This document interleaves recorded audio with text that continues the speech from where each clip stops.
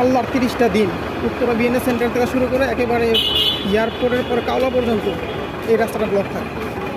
কাওলার পরে রাস্তা আবার অটোমেটিক ঠিক হয়ে যায়, মানে জি নাই সে জায়গায়। উত্তরা দিয়ে চলাফেরা করা মুশকিল হয়ে গেছে। এখন বাদশাহীর অফিস ধরার জন্য হাঁটতেছি, মোটামুটি 10 মিনিট হাঁটার পরে আবার গিয়ে বাস উঠতে হবে। পাবলিকের দোকান, ফ্লাইওভারও যেমন জ্যাম, নিচেও জ্যাম।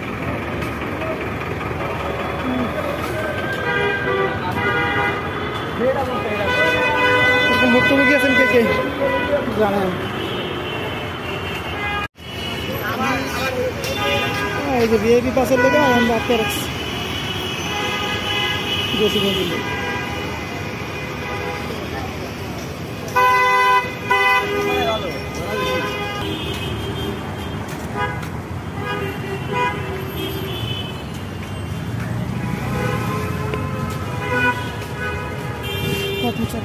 এটা বলে নীরব এলাকা, তুমি আর হয়